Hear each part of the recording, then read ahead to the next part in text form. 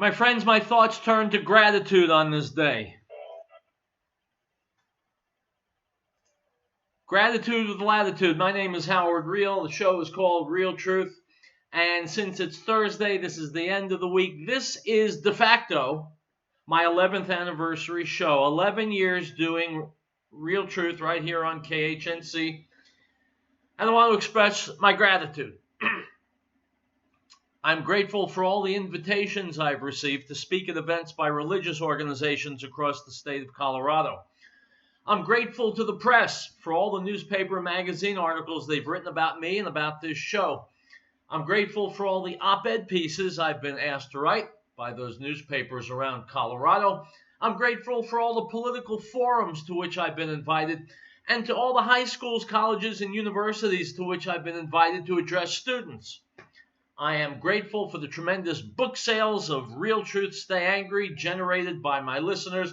I'm grateful for all the book signing events and special public appearances I've done. And so for all the fans of Real Truth who've brought all of this about, I'd like to express my sincere appreciation and say that the feelings are entirely mutual. Now, as a special bonus, here is Real Truth from August 27th, 2012. 7 years ago. Go. CNN stations and all salutes our troops. Whether you're for or against it, Europe is once again on its way to being utilized and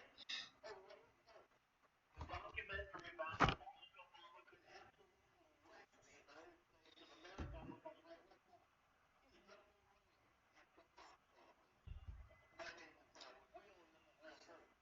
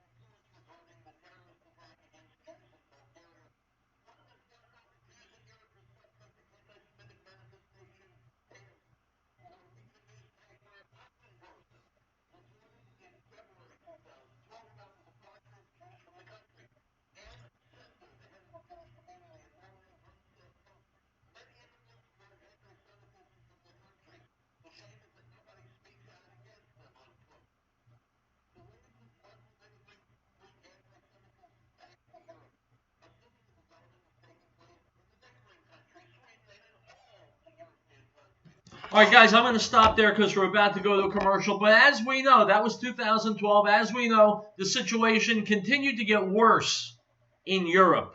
Sweden becoming the rape capital.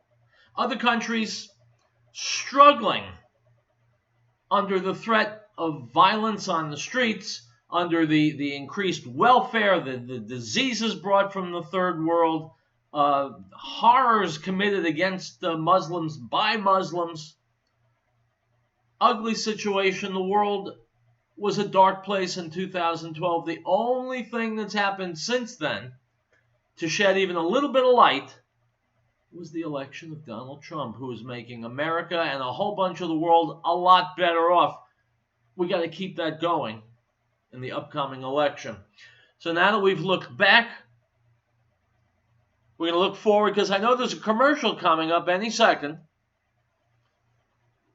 And when we come back, I'm going to have some videos for you.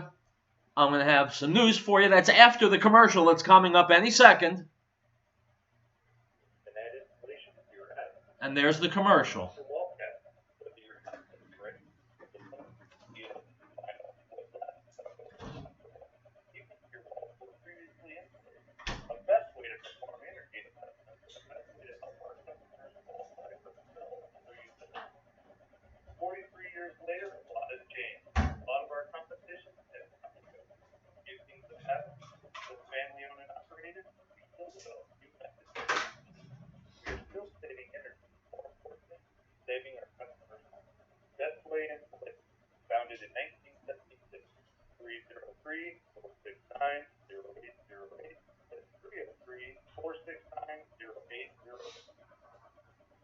Join us and don't miss the moment of the Alex Jones Show, number one source for political.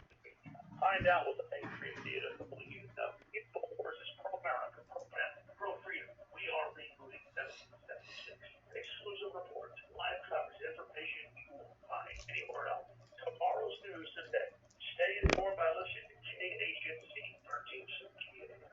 The Alex Jones Show, KHNC, the heart of Northern Colorado.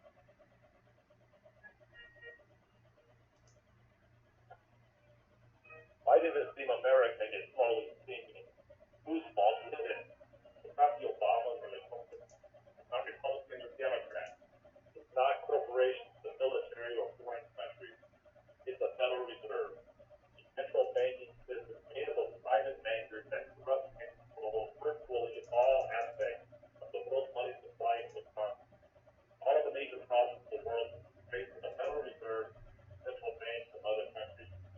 Hi, I'm Jason with the Colorado Front Range Shootout.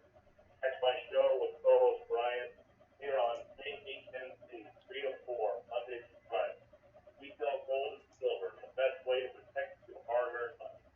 Call 800-951-0592 and keep those blood-sucking bankers out of your wallet.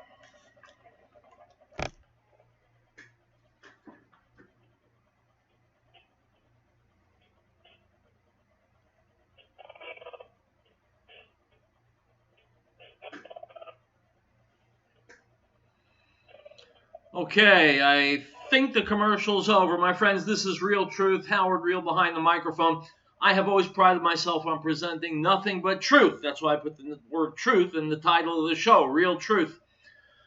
But most of the mainstream media doesn't provide truth. They provide lies, propaganda, what have you. So here's a message from PragerU.com. Why no one trusts the mainstream media. Here we go. Trust in the media is at an all-time low. And for good reason. The role of the media is not only that we've accepted ourselves within the normal rules of governance, in serving as the grievant minds of its early heroes who are coming more behind. Forming the global spectrum news organizations with experienced national reporters are making the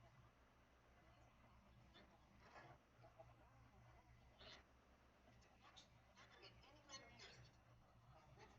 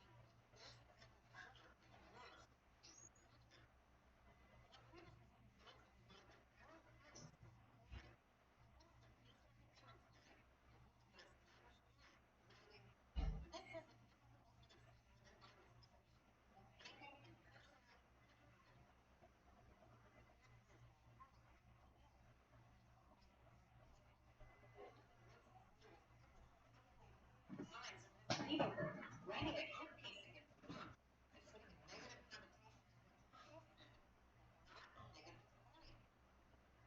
One of the greatest things that this main source behind front-page national news discredited the entire premise of the story. The Dutch government news organization launched investigations into election and re-examinations of Palestine. Like a politician, this journalist validated the truth of the story.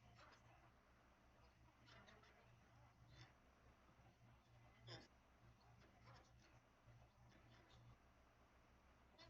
one presidential candidate outlet noticed he had visited 57 states. Since their early 50s, everyone knew what he meant. So that he had visited 40 states. Mark nothing more than a public act to lure the attention. The other day, a public act saying, we've got to stand with our North Korean allies. Witnessing ridiculing remarks in the media is very unusual, not to mention South Korean allies. Third, 2 weeks of non-stop reporters, politicians, and mindsters talking in order to completely return. I call this transactional journalism. Example, email showing in July 2009, the Atlantic reporter Mark Amberger was promised a freedom he'd given a fancy copy received by then Secretary of State Hillary Clinton for only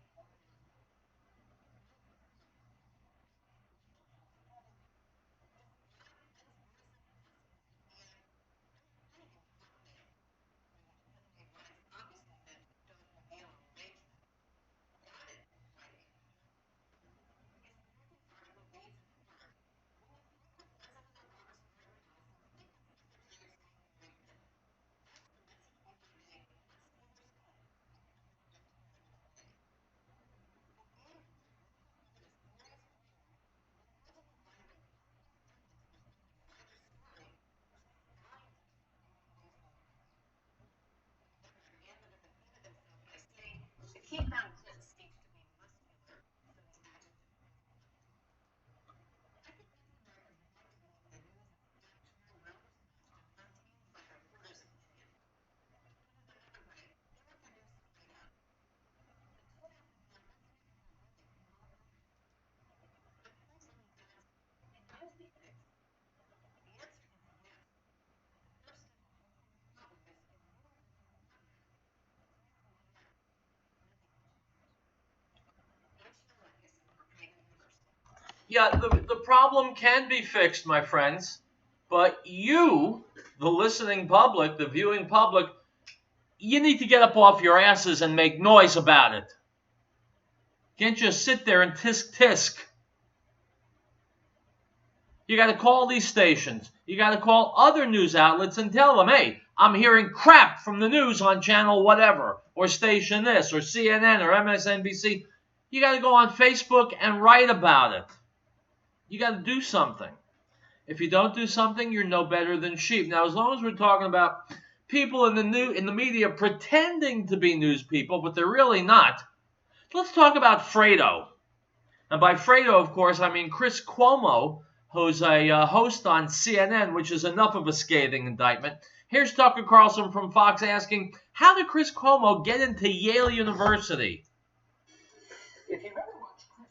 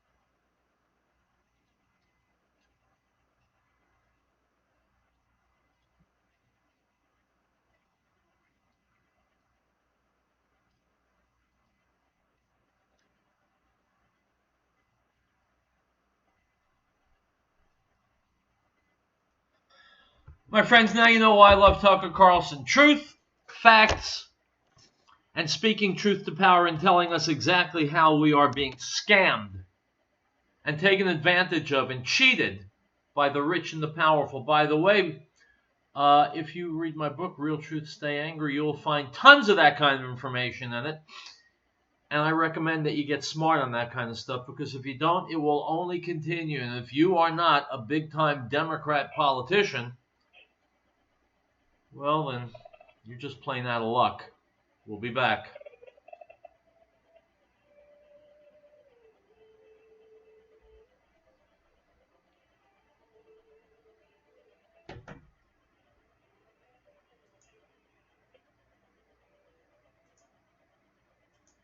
A lot of radio stations boast about having 2, 3, 4, 500,000 listeners.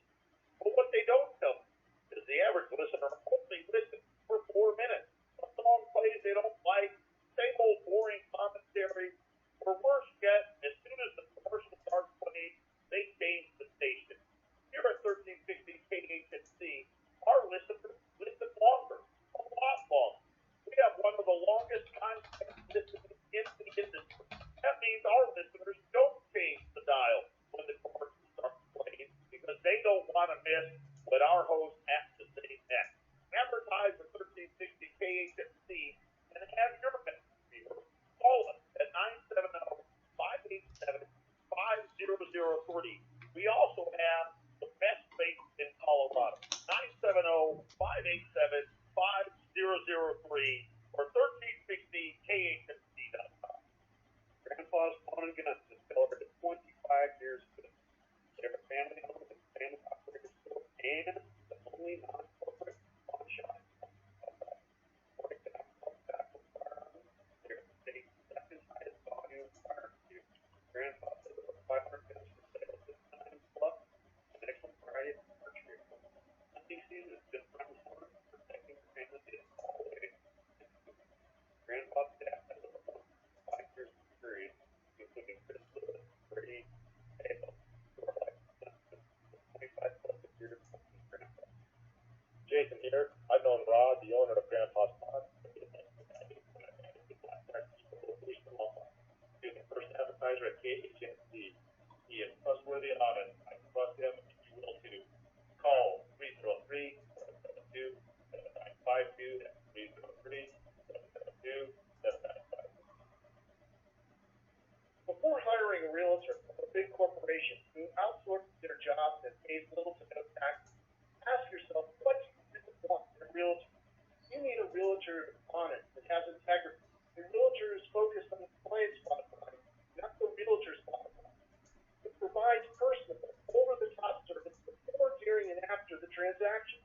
You want a realtor that knows how to market your property. Hi, I'm James Morgan, a realtor with Grisham & Associates LLC. I am your Colorado real estate specialist. Land deals, mountain cabins, or urban dwellings, I've got you covered. For the first-time home buyer, we will make it the best experience. If you are looking to move up or downsizing, we will do better than your last transaction. Call me today at 720-203-0731 or visit coloradoproperties.online. Let me do a great job for you.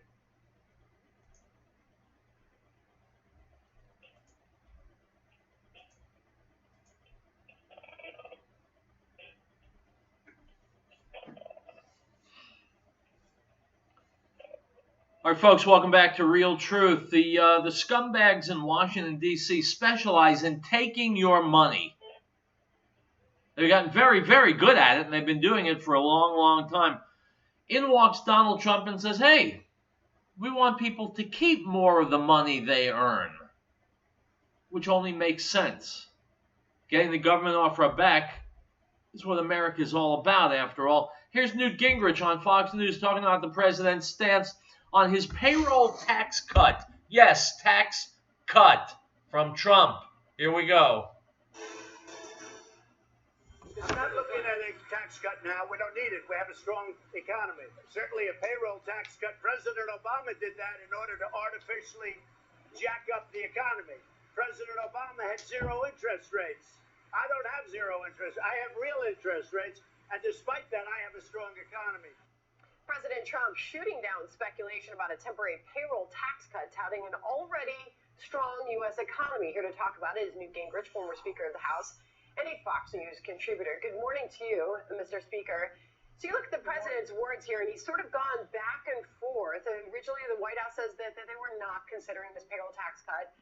They even came on this program. The White House spokesperson said, no, it's not being considered. Then the president the next day said, yeah, we're looking at it. So there's a lot of uncertainty out there about whether or not the president is moving in that direction. But there, clearly, he's trying to calm concerns about a recession. Well, look, I think that the president wavers in part based on the news media coverage. When there was an effort to sort of panic the economy into recession, the White House went all out, putting Larry Kudlow and others on TV saying, oh, things are fine, don't worry about it. The vice president made a speech, everything's fine. And I think at that point, they looked at what tools do they have if it started to slide into a recession. Now I think they're pretty well convinced that, in fact, we're not going to have a recession in the near future, and they don't need any of those tools. So they're sort of putting them back, holding on to them in case later on in 2020 or 21 or 22, they need to look at them. I also think the president, as a businessman, understands that a very short-term, limited payroll tax cut isn't much of a boost. If you get permanent tax cuts, it's a different thing because it changes your behavior. If you had a very short-term tax cut, frankly, you just go spend it. And we're getting a much bigger boost out of the fall in oil and gas prices, which are the equivalent of a major tax cut in terms of actual spending power, as people can fill up their car for a lot less money than they could 2 or 3 years ago. And he also continues to call on the Fed to cut interest rates. He's looking for them to cut interest rates several times, even by the end of the year, or at least a couple times. So the Wall Street Journal takes us on in a piece this morning. The editorial board writes, cut the Trump uncertainty tax. Really interesting piece, Mr. Speaker, where it looks at not only the confusion and uncertainty building around whether or not there will be a payroll tax cut, but also takes on the president on the economy, whether or not we often see him touting that it's a strong U.S. economy, but he wants those interest rate cuts. That would indicate that the economy needs those interest rate cuts. But it goes on to say that if the president really wants to give the economy a boost, there's something he can do without Congress, and that is he can cut his trade uncertainty tax. It makes the case that business investment is suffering because no one knows where he's going next with this trade battle, Speaker. Sure. Well, I mean, look, there's a big difference of opinion about how important it is to deal with China. The president's made a decision that the threat of Chinese dishonesty, the threat of the Chinese stealing intellectual property, the threat of the Chinese setting up a variety of one-way games where they win and we lose, that's a sufficiently big threat that he's willing to take some economic risks to deal with China. Now, there are other folks that don't think China's a problem, and so they would like to use any excuse to get him to back off, which I hope he won't do. On the other front, remember, the part of what's happening worldwide is that the American economy is probably the strongest single economy in the world right now. We have a higher interest rate than, say, Europe does, which means if you're a wealthy person, you're getting out of European bonds, which now pay zero, and you're moving into American bonds. And so, in a sense, we're seeing an artificial strengthening of the dollar because we have a much higher interest rate pattern than Europe does, and the president would like to see the Federal Reserve, kind of bring our interest rates down to be more competitive with European interest rates. And we've seen the president make that case, and of course that makes our export goods more expensive when we've got that strong U.S. dollar. Meanwhile, moving on to these two Democratic congresswomen, Tlaib and Omar, the president continues his feud with them. He's doubling down even when he said this. In my opinion, the Democrats have gone very far away from Israel. I cannot understand how they can do that. They don't want to fund Israel. They want to take away foreign aid to Israel. They want to do a lot of bad things to Israel. In my opinion, you vote for a Democrat, you're being very disloyal to Jewish people, and you're being very disloyal to Israel. Worse than that, my friends, if that was all, that would be enough. When you vote for Democrats, and I think I may have mentioned this at one point during the 11 years I've been doing this show, you vote for Democrats, you're voting against America. Now let that sink in a little bit. It's completely true. It's ominous because there are millions of people in this country who are brain dead enough to vote Democrat. You vote for Democrat, you're voting for sanctuary cities, you're voting for no borders, you're voting for higher taxes, you're voting for the Green New Deal, which will crush our economy. You're voting to bring more immigrants here, legal or otherwise, from the Middle East, from Africa, from South and Central America. You're looking to flood this country with the people who come here and can't wait to get to the welfare office.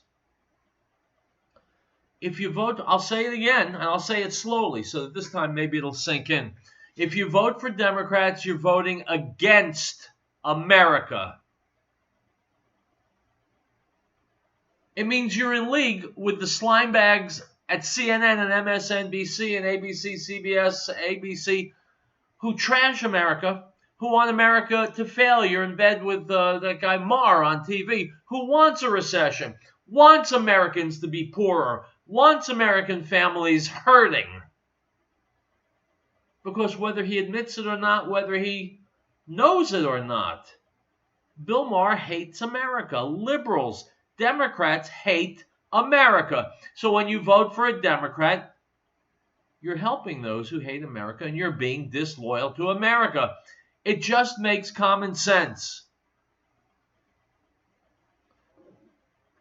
If you want to call me and tell me, I've been issuing this challenge for years and years. If you're a Democrat voter, you want to call me and tell me why you're a proud Democrat, then by all means do it. 877-254-7524. I have never, ever had one Democrat call me and try and excuse the stupidity of their vote. Not once. Because they know they can't. They'll vote for Democrat politicians because they also hate America. But they'll never own up to it. They'll never walk their talk or talk their walk.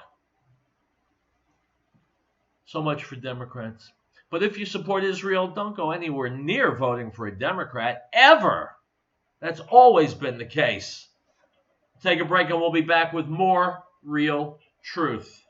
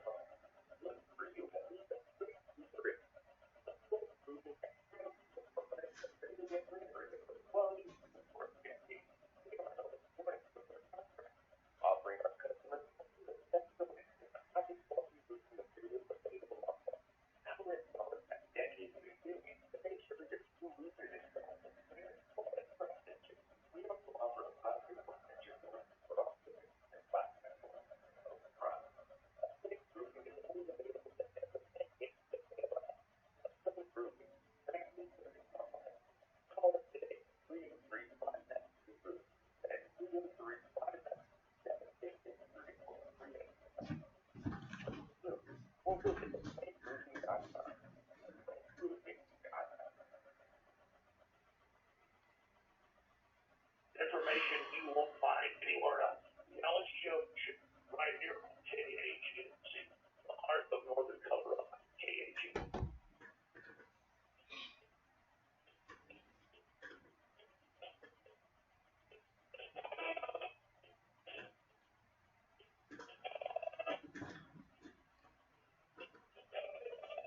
Folks, if you're sending your kids to most of the major colleges and universities across this country, you're actually getting two educations for the price of one. Number one, your kids will get the education you're paying for. Number two, you'll become educated at what a ripoff these colleges and universities are.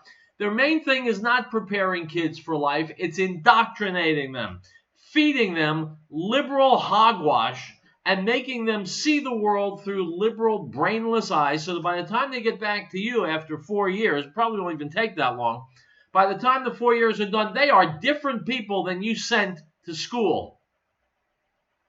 Here's Bill O'Reilly from Newsmax TV talking about it. Hey, Bill O'Reilly here. This is the Talking Points memo for Newsmax.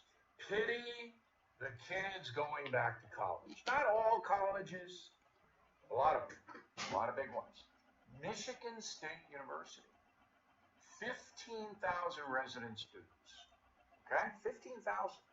Well, they come out with a little pamphlet, and they're going to have meetings about this. So you got to be very sensitive at Michigan State University. So you can't say certain things. Now, they're not going to punish you. This is a suggestion. It's a suggestion that comes from the inclusive and culturally sensitive service to residents and guests. I got to tell you, when I was in college, if somebody came to my door and said, hey, I'm from the inclusive, culturally sensitive service, I'd throw water on them. They wouldn't make it out of the door. Wow, these people are powerful. They have a lot to say. And they basically said, you can't say certain things because it triggers. It's a trauma trigger. What's a trauma trigger? A psychological stimulus that prompts recall of a previous traumatic experience. So you can't say anything that triggers somebody. Oh, I got yelled at when I was 7 years old by my dad. And you just triggered that flashback. So, Michigan State University, you should not say no problem. Why? Because if you say no problem to another person, that may have the meaning that that person was trying to cause a problem. Maybe. Could.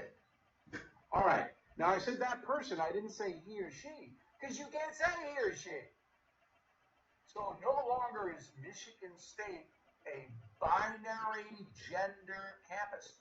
No way. There's 15 genders here. So you have to refer to everybody as they, not he or she. There's all kinds of genders, all right? To be very, very sensitive about Muslim students and say, hey, people of color, no. Okay? And I guess they have cards that you can select your gender at Michigan State.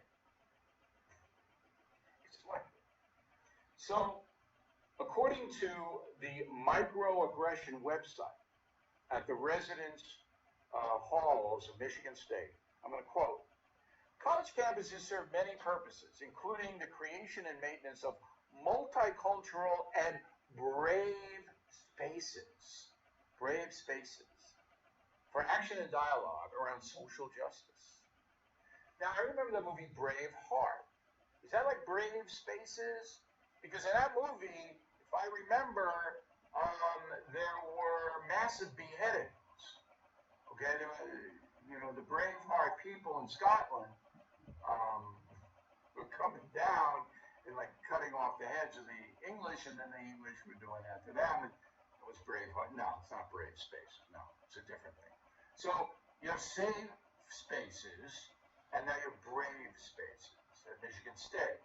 So before you even get your class schedule, all right, you got to deal with all this. So the kids coming in from Grand Rapids, Michigan, going to college for the first time, away from home for the first time. This is what he got to do. I can't say no problem. I can't say he or she. Yeah, these kids are great. Now, it's going on all over the place. All over the place. But I wrote my message of the day on BillO'Reilly.com, and I said, be optimistic. This is going to burn out. And I believe that because similar things happened during the Vietnam era in college. It was really insane back then. Okay? And it all vanished. That radicalism, sex, drugs, rock and roll, the hippies, and all of that really subsided. And I think in this country, critical mass already been reached. The people are going to go, we're tired of this. It's tedious. It's boring. We don't want you coming up telling us we can't say the words, no problem. I do believe that will happen. I don't know when. I'd like to lead the charge here. And I feel sorry for the urchins going to college. And you, the parents and grandparents, paying the tuition in many cases. They had to put up with this nonsense. It had nothing to do with education. This is a flat-out totalitarian brainwashing deal. And Michigan State University should be ashamed. That is the Talking Points memo. I'm Bill O'Reilly for Newsmax. Please check out BillO'Reilly.com for honest, fact-based commentary. See you soon.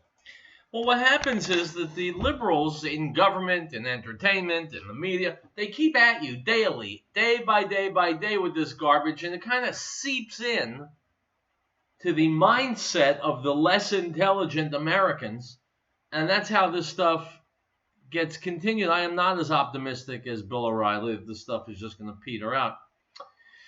Item from CNS News. The death of 2 more U.S. military personnel in Afghanistan on Wednesday brings to 14 the number of Americans killed in combat there this year, unquote. My friends, would that I were in charge of America's military. I no longer see any reason to have boots on the ground in any of these countries. We could decimate and flatten Afghanistan from the sky and not lose a single soldier. Why we're not doing that, I don't know. Let's take a break and we will wrap up the week right here on Real Truth.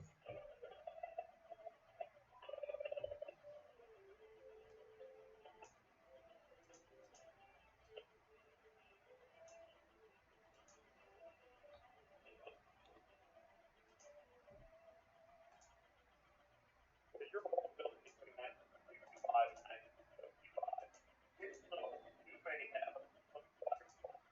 Open acquiring can be had. These homes are about 50 years old now. If the old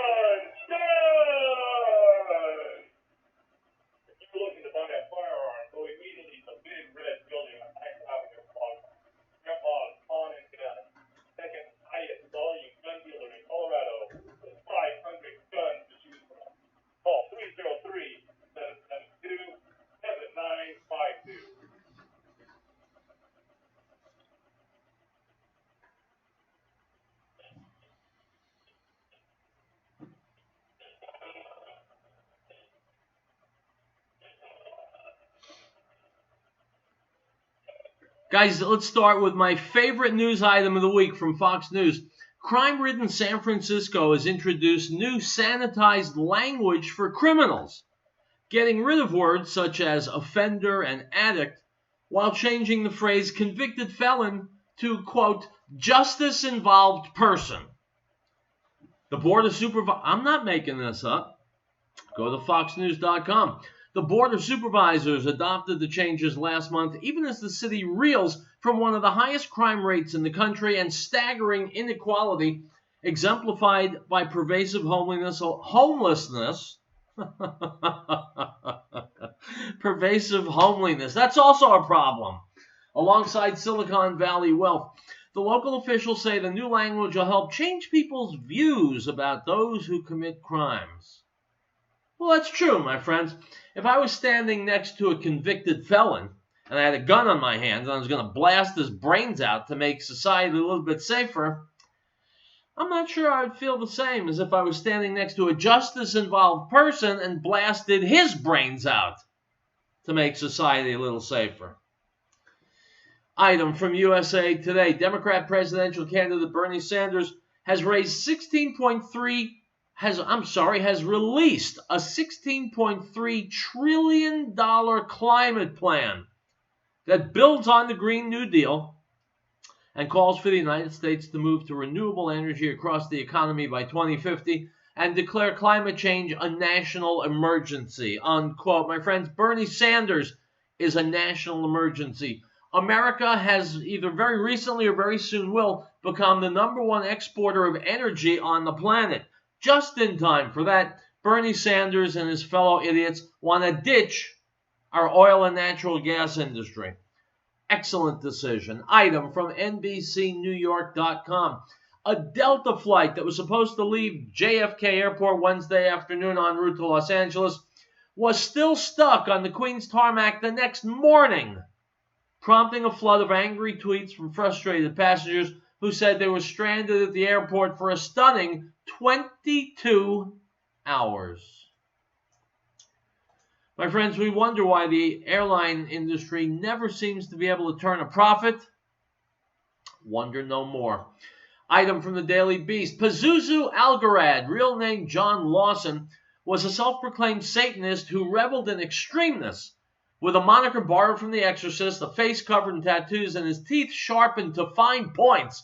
Pazuzu spent his days and nights in his Clemens, North Carolina home, cutting himself and his buddies, drinking the blood of birds, doing copious drugs, performing ritual sacrifices of rabbits, staging nude orgies, and letting people do whatever they pleased in his abode, including popping a squat in the corner of a room and then leaving the mess to be eaten by one of his many dogs. Said one former friend, quote, all around having a good time, unquote. My friends, it's fitting that as my 11th year doing Real Truth draws to a close, I should go over this item. It incorporates all the sickness that I'm seeing in American society. Not everybody's as sick as this bird, but there is sickness out there, born of an attitude that you can do whatever you want. No one can tell you anything. Well, this show stands in stark opposition to that attitude. I'll be back on Monday to begin year number 12 of Real Truth. Hasta luego.